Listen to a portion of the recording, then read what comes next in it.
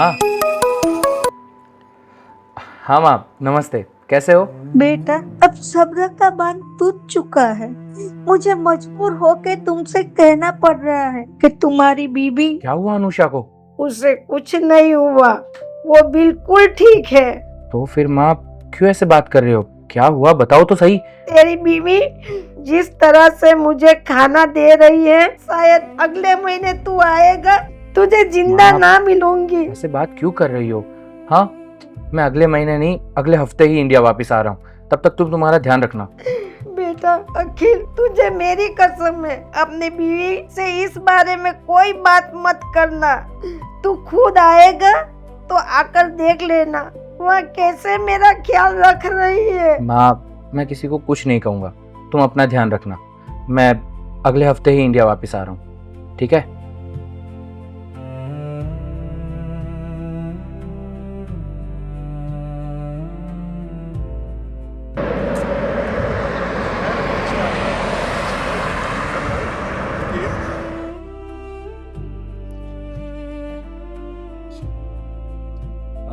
Anusha, Anusha,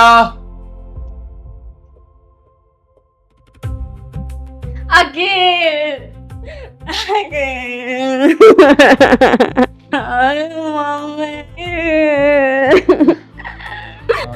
mummy, Anusha, please शांत हो जाओ। जाने वाले को कौन रोक सकता है? अरे क्या कौन रोक सकता है? अभी उम्र ही क्या थी मम्मी की? बड़े जो मम्मी चली गई। अखिल, तुम्हें पता है माँ की हत्यारा मैं हूँ। मैंने मार डाला माँ को, मेरी वजह से मर गई माँ। अब अनुषा प्लीज ऐसा मत बोलो। अब माँ हमेशा तुम्हारी तारीफ करती थी। अभी एक हफ्ते पहले ही उनका फोन आया था, वो बता रही थी कि तुम उनका कैसे ध्यान रखती हो।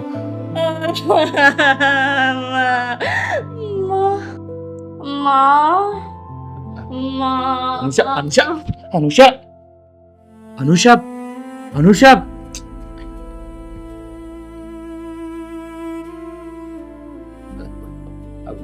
हेलो डॉक्टर विकास। अनुषा बेहोश हो गई है। ओके।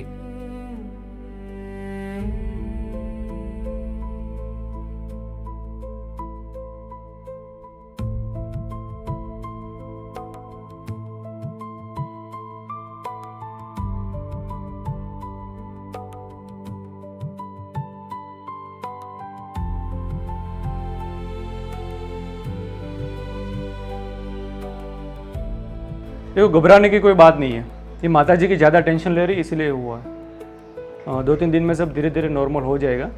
मैं आपको कुछ दवाई लिख के देता हूँ, आप इसको अंदर ले जाकर आराम करवा सकते हो। देखिए ना डॉक्टर साहब, माता जी की मौत के लिए खुद को जिम्मेदार मान रही है। सही कह रही है, माता जी की मौत की जिम्मेदार पूरी तरह ये खुद ही है। ये क्या कह रहे हैं आप? बिल्कुल सही कह रहा हूँ मैं। आप दुबई से कितने वक्त के बाद वापस आए? 11 महीने बाद। 11 महीने पहले आप फ्लैशबैक में जाए और याद कीजिए कि भाभी जी को आपने क्या क्या इंस्ट्रक्शन दे के गए थे।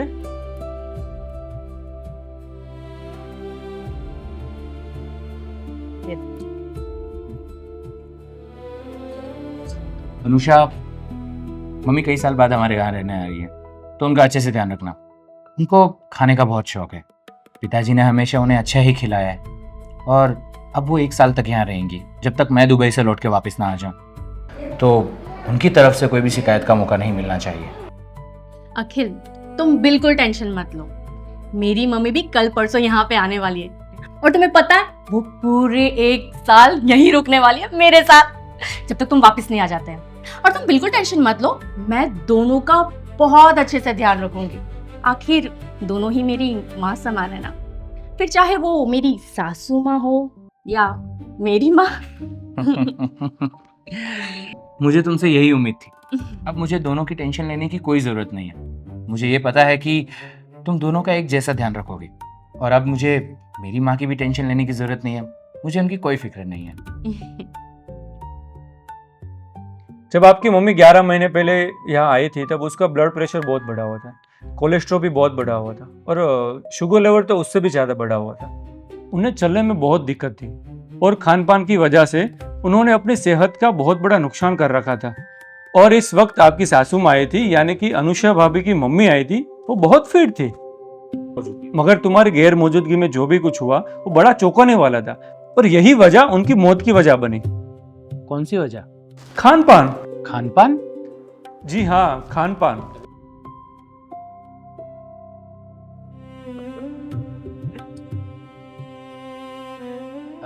तुम तो ठीक हो ना?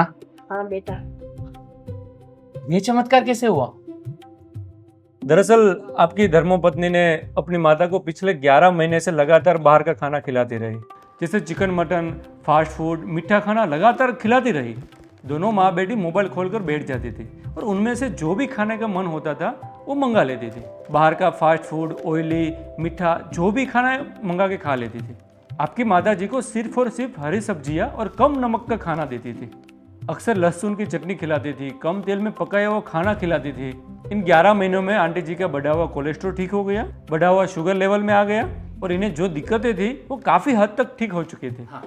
मगर आपकी सासू माँ जो यहाँ नॉर्मल कंडीशन में आई थी, उन्होंने उल्टा सीधा अनहेल्दी बाहर का खाना खूब जमकर खाया, जिससे उनका शुगर लेवल और कोलेस्ट्रॉल दोनों बढ़ गया। उन्होंने खा कर हालत ये कर दी कि उन्हें स्ट्रोक आया। 24 घंटे सिटी हॉस्पिटल में भर्ती रही और वहीं उन्हें स्वर्गवास हो गए। सही बात है डॉक्टर साहब की। जुबान का जायका हमेशा सेहत के लिए हानिकारक होता है। खैर, बहू ने जो भी जाने अनजाने में किया, मुझे तो उसका फायदा ही हुआ है। और अपनी माँ का ख्याल रखने के चक्कर में उन्हें कहाँ पहुँचा दिया। अच्छा हुआ माँ उसने तुम्हारा ध्यान नहीं रखा।